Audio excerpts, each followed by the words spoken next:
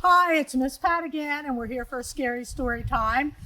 You can probably tell it's still daylight and we don't have a campfire.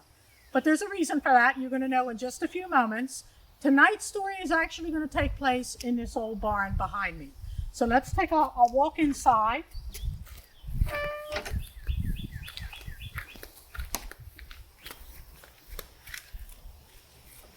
This barn was built between 1790 and 1840.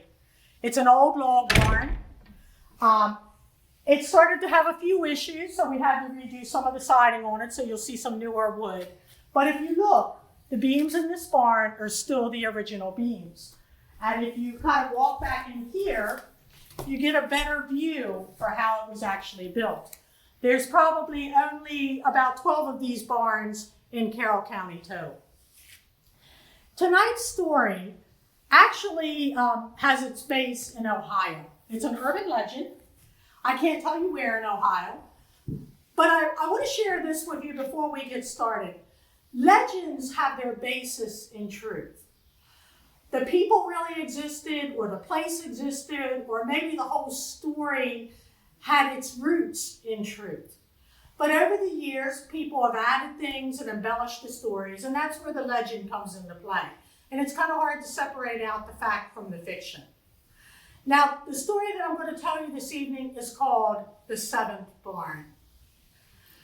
This story is about a farmer, a very wealthy farmer, very good at his job. He got married, him and his wife wanted to have a very large family.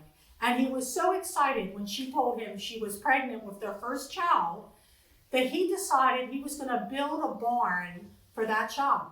He was going to build it, going to put a nameplate on it, and when the child was born, he would put their name on that plaque. So he did that for the first child, the second child, the third child, the fourth child, the fifth child, and the sixth child. He had a lot of property, so those barns were very spread out. A couple of years went by, and his wife said to him, "I'm pregnant again." He was ecstatic, the seventh child. So he does the same thing. He goes out to the back part of that property, and he builds the seventh barn. Now, when his wife went into labor, there were some difficulties. And unfortunately, she died giving birth. A couple hours after she had passed, the child died too. He was devastated. She was his whole world. He went into a very deep depression. He quit farming. He quit doing pretty much anything except taking care of the 6 children that he had. Now, he started off wealthy, but if you're living on that money continuously, and raising 6 children is an expensive thing, the money was depleted pretty quickly. The farm's falling apart around him. So one evening, when he was at the bottom of his despair, he picked up an axe and he said to the 6 children, "Let's go outside." He had them all lie down on the ground and close their eyes. He buried each of those children in the barn that bore their name. And then he picked up a rope and he walked slowly towards the 7th barn. He went inside and he threw the rope up across one of the beams. The next day, a neighbor discovered his body hanging in the barn. Now, some time went by. They split that farm up. Legend has it all those 6 barns were tore down. They sold the parcels. The 7th barn remained. Nobody wanted to touch that barn or the lot that it was on. Weeds started growing up around the barn.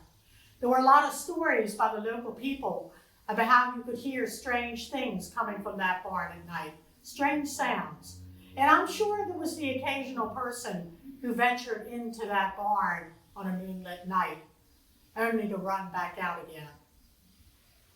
Now, years went by, and there was a teacher in a local school who loved legends. He loved exploring them. He loved researching and trying to find out what was really true and what was fiction.